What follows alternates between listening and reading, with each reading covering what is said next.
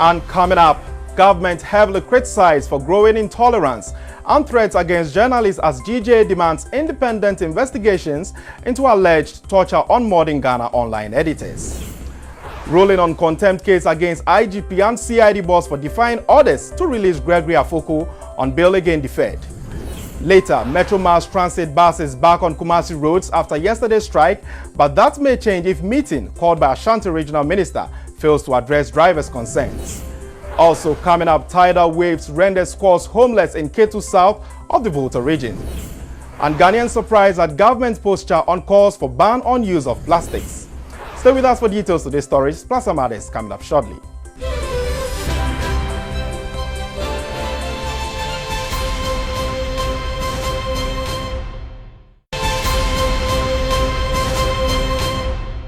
Hello, coming to you from our studios here at Ghana. This is TVXYZ News in Brief. And it's always a pleasure having you for company. My name is Charles Akrofi. Let's begin with issues regarding the welfare of journalists in the country. The Ghana Journalists Association has expressed surprise at a U-turn by one of the journalists allegedly tortured during their detention by national security operatives and says believes what may have convinced him to say he was never tortured to his conscience and for Ghanaians to judge. Yesterday, GJA president at an emergency meeting demanded an independent investigations into the development amidst concerns about the growing tyranny. In a latest twist to the case, one of the two journalists involved has retracted his earlier claim and says he was never assaulted. This has surprised the GJA and lawyers led by Samson Ladi Ayenini, convener of One Ghana, Senior Husi and others who insist he severally told them in the presence of the police he was physically assaulted. Addressing an emergency news conference yesterday, President of the Ghana Journalists Association, Mr. Afel Moni, said in view of the denial by the National Security Secretariat, an independent investigation into the arrest, detention and alleged torture is urgent. The GJA unequivocally condemned the process and procedure adopted to seek justice over the alleged cybercrime committed by the journalists. A key source of information has been the victims of the alleged torture and human rights violations in our lawyer Samson Ayenini, whose inestimable sacrifice and distinctive service has proved incalculably useful to the two journalists. When the journalists badly needed legal service in Hadnan, Samson was there.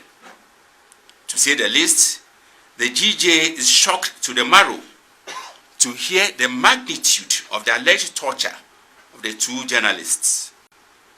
On the grounds of democratic principles, freedom and independence of the media, and the tradition of defending the rights of journalists, the GJA unequivocally condemns the processes and procedures adopted in seeking justice over the cybercrime allegedly committed by the two journalists. One of the lawyers for the victims, Samson Ladi, who also has journalism background, expressed shock at the development. He said per the claims made by the police, it was obvious they were fishing for offenses to slap against the editors. After the release on Saturday, they were released, no statements were taken, nothing, go, and they left. Only later for them to be handled by the ministry's police station. And now the ministry's police station, as we know, and all of you are aware by the statements that have been issued by the state, it's an investigation of cybercrime. Judge for yourself if this is how cybercrime is conducted. We can say that from the processes so far, all the lawyers, we agree that an operation appears to have backfired, and now they are hanging onto straw to use to justify the unlawful, criminal, and unconstitutional conduct. There may be questions of ethics as regards the journalist and the editor who employed him, but there clearly is no criminal offense in this matter. Managing editor of the Insight newspaper, Kwesi Pratt Jr., who also addressed the event, cautioned against acts by leadership of the journalist front because of relationship to compromise the common position to fight the ongoing tyranny. He also commended the leadership of the GJA for taking a bold step towards the rights of its members. To some court issues now, and an Accra High Court which was expected to rule on a contempt charge against the Inspector General of Police and the CID boss COP Maami Tiwa Adudankwa yesterday has been compelled to defer it to July 22. This is because the two again failed to appear in court to answer questions for holding Gregory Afoko in spite of the bill granted over 2 months ago. Inspector General of Police David Asante Apietu and the Director General of Police Criminal Investigations Department COP Mameya Tiwa Adudankwa were summoned to appear before an Accra High Court for flouting a court order to grant bail to the suspect Gregory Afoko, who is standing trial for the murder of former Upper East Regional Chairman of the New Patriotic Party, Adams Mahama. The police had earlier told the court they were still verifying if the bail terms were satisfactory, but their action has been concluded as a deliberate decision to hold the suspect after an attempt by the Attorney General to secure that guarantee in court was thrown out. Yesterday, the presiding judge could not rule on the contempt case brought against them because they failed to turn up. TVXYZ news sources say the two police chiefs were out of jurisdiction regardless of a strong notice issued by the judge at the last sitting for them to appear to prevent her from issuing a subpoena to the Interior Minister and Busderi to produce them. It is gathered that they had earlier written to the registry of the court informing the court of their absence and asking for the matter to be adjourned to July 16. A visibly angry Justice Jennifer Dodu subsequently adjourned the matter to July 22nd. Let's now head to the Ashanti region where Metro Mass Transit buses which were grounded in Kumasi yesterday because of a strike declared by drivers are back on the road. But this is conditional, pending the Ashanti Regional Minister's ability to convince management to reverse the dismissal of a staff which triggered the agitation. The strike is in protest against the dismissal of one of their colleagues, lest many commuters, especially workers and traders, stranded. Scores who waited in frustration eventually left, but police was brought in to prevent chaos. The protest escalated following the dismissal of one of their colleagues who, according to the drivers, was relieved of his post for doing no wrong. Other commercial drivers cashed in as the Ashanti Regional Secretary of the TUC, Kofi Edu, and later the Deputy Ashanti Regional Minister, Elizabeth Ajiman, tried to mediate to resolve the impasse. Some of the passengers and drivers could not hide their frustration.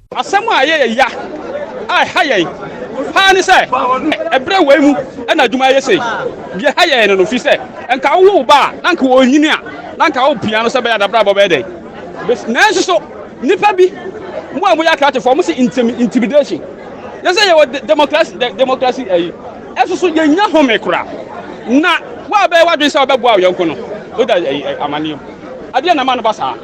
Me ankasa you say adwuma no hwe collective agreement ni ma. Me yare a say otua me kosi 5 million. You say kohwe obi antua. Wo ho kwase ko bisa na. Ye betete wa yiwadi. Se si idie. Ye fi say ye pese ye ka kire mpanimfo no. Mpanimfo ate. Efie na ye betena na ye betena say ye nye adwuma no. Me gidi say ye no solve problem no emfa emaye. But TVXYZ News can confirm the buses are back on the road after a compromise agreement by the drivers to suspend their action pending the outcome of a meeting with the Ashanti Regional Minister today. They are expected to officially table their grievances. Ashanti Regional TUC Secretary briefed the media after the meeting. We believe by the assurance she has given us that the issues will be resolved, and if resolved, we have achieved our aim. But we'll ensure that, as union, we'll ensure that the issues are definitely resolved. Deputy Ashanti Regional Minister also made brief comments.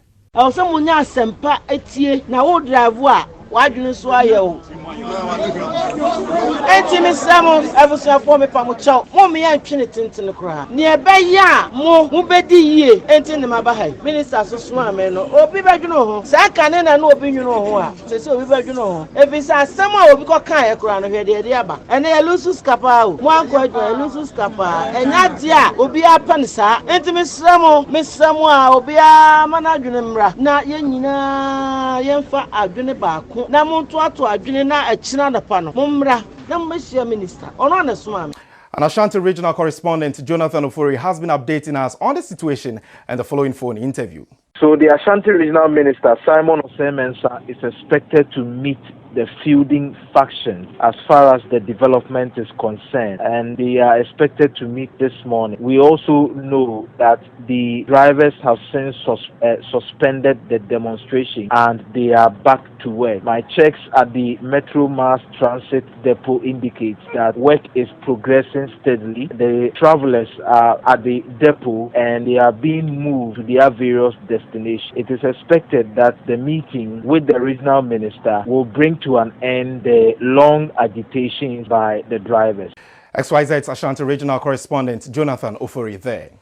To some other stories now, and President Akrofi says by the time he leaves office, Ghana would have been very prosperous because of the dividends emerging from pragmatic policies in place. The president, who was addressing the opening session of the ongoing Diaspora Homecoming Summit here in Accra, says by dint of hard work and prudent management of resources, the mess he inherited is being cleared. President Akrofi says Ghana has made significant progress in all aspects of the economy over the last 2.5 years and is working to put the country on the path of progress and prosperity. He told participants at the ongoing second Ghana Diaspora Homecoming Summit here in Accra that his administration inherited an economy confronted with significant challenges, but by dint of hard work and prudent management of resources, his government has made modest advances. He observed the critical role of those in the diaspora to the economic fortunes of Ghana, noting the immense benefits that remittances from abroad has contributed to the economic growth, like China, Kenya, Israel and Ethiopia. He appealed to all Ghanaians, including those in the diasporas, to join hands with his government to deliver progress and prosperity to every part of Ghana. We have a bright future ahead as a democracy, an open society that can guarantee development and prosperity to its people. I'm certain that together we can transform Ghana and use all the blessings that the Almighty has bestowed on us to bring wealth to our people and nation. We know from the examples of several countries what a fruitful collaboration between their overseas nationals and their governments can bring for their national development and prosperity. Let us emulate them. The question of the political rights of dual citizens is a matter for Parliament, and an opportunity is going to be provided soon for Parliament to address this issue. The vision remains that of a Ghana beyond a self-reliant Ghana that has freed herself from a mindset of dependence, aid, charity, and handout, where there's fair opportunity for all, where hard work, enterprise, and creativity are rewarded, where there's an abundance of decent jobs with good pay, where there's a dignified retirement for the elderly, where there's a social safety net for the vulnerable and disadvantaged. A Ghana of freedom and justice, which has fulfilled the dreams and aspiration of our founding father to be the Black Star of Africa and the world. This is TVXYZ News in Brief. We'll be back after this break.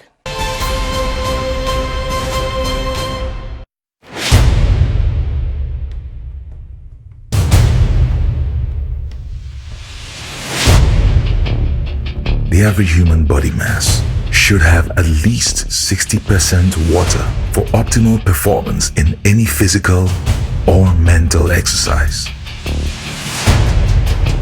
We can help you maintain it naturally.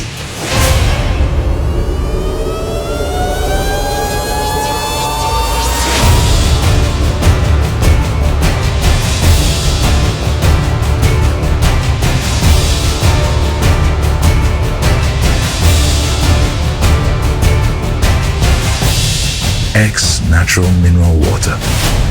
Simply natural.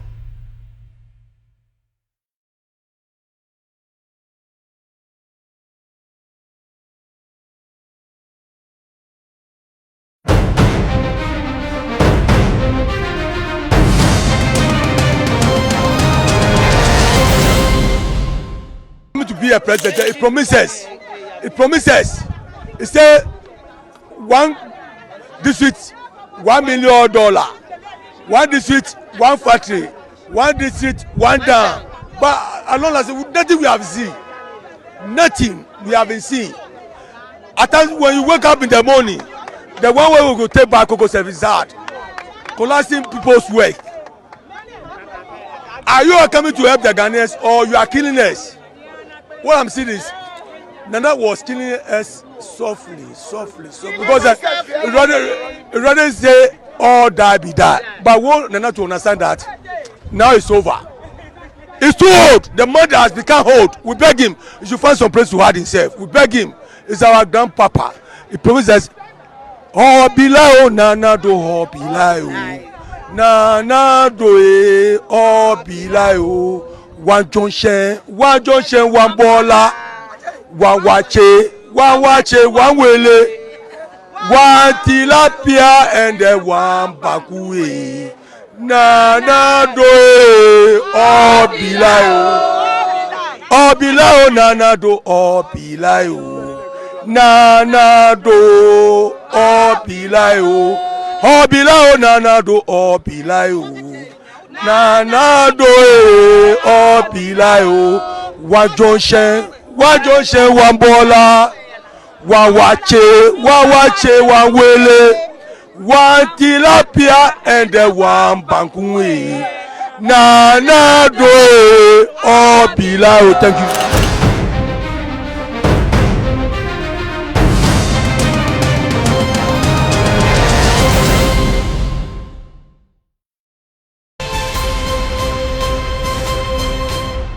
And you're welcome back. This is TVXYZ News in Brief with me, Charles Akrofi.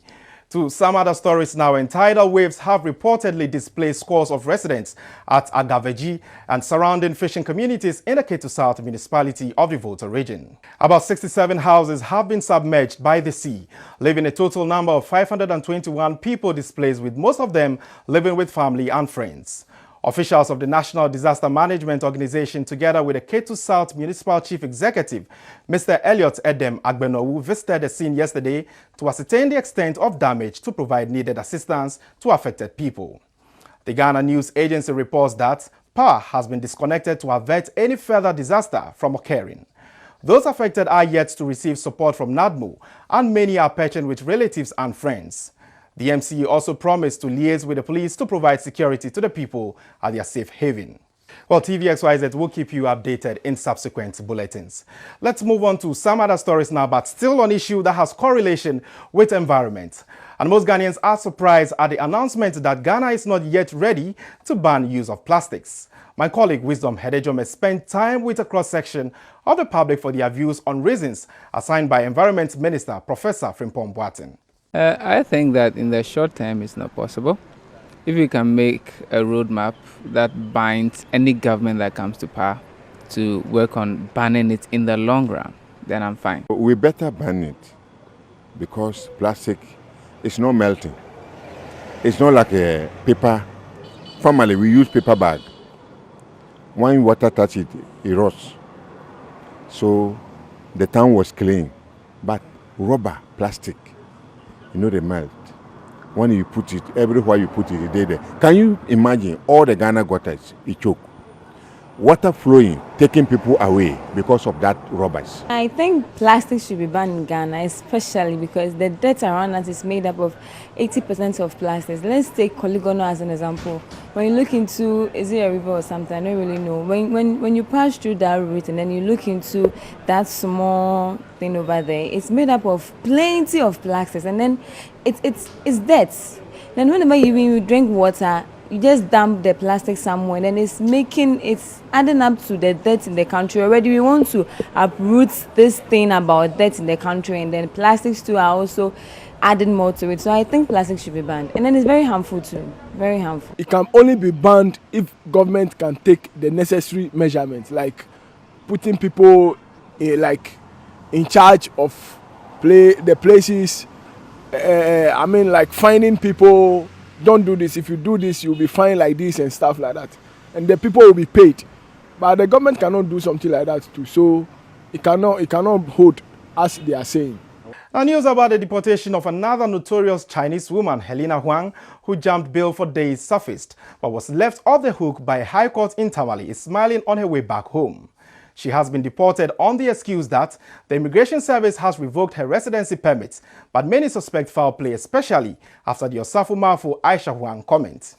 Helena Huang surfaced days ago after jumping court's bail. Her whereabouts was not known for weeks amidst rumors she has been assisted by top government officials or her connections at high-level places to flee. The court in Tamale, however, had mercy on her and the suspect arrested for attempting to export tons of rosewood at a time the various district assemblies are supposed to be enforcing an outright ban by the Forestry Commission was transported to the Ghana Immigration Service headquarters in Accra for proper custody. It has now emerged that the Chinese national arrested with 4 containers of rosewood, Helena Huang, has been deported. Her deportation, which was confirmed by the Immigration Service, was based on the revocation of her residence permit due to her engagement in the alleged smuggling of rosewood. The news has surprised many, especially after the Osafo Aisha Huang controversy that the Galamsey Queen had to go because of the Sino-Hydro loan.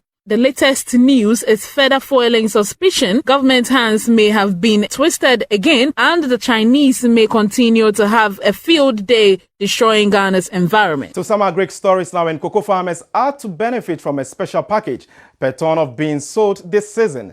This follows frantic efforts by Ghana and Cote d'Ivoire to protect their interests. Last month, the two countries, which are the leading producers of cocoa beans contributing over 60% of total global output, pushed for a common price of the world market for cocoa beans. The two major cocoa producers also agreed to suspend the sale of the 2020-2021 cocoa beans to pave way for the implementation of the floor price. They succeeded in getting an agreement with global processors and marketers for the floor price of cocoa beans to be pegged at $2,600 per ton. In a statement issued yesterday after a follow-up meeting in Abidjan, the managers of the industry said a newly established pricing mechanism for the trading of cocoa beans will help provide a remunerative price for the farmer. By this agreement, a $400 per ton has been instituted to guarantee the floor price. This means for every ton of cocoa sold, there is an addition of $400 that will go to the farmer. Skeptics, however, fear the sustainability of the new cocoa floor price could be tampered by low consumption, especially in Africa, which accounts to just 4% of global consumption rates.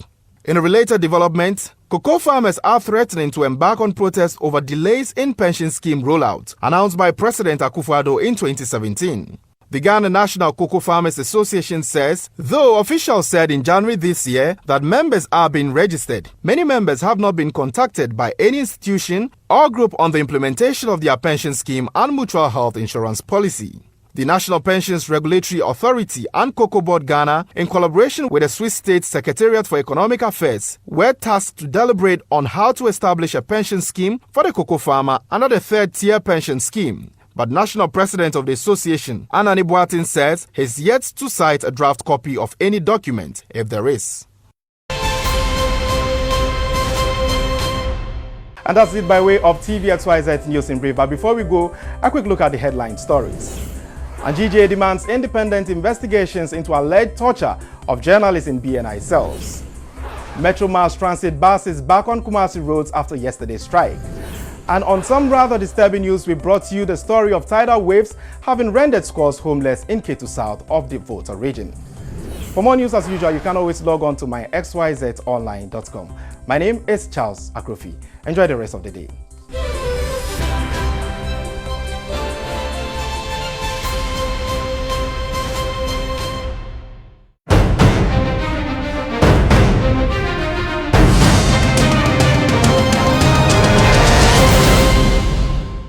To be a president, it promises.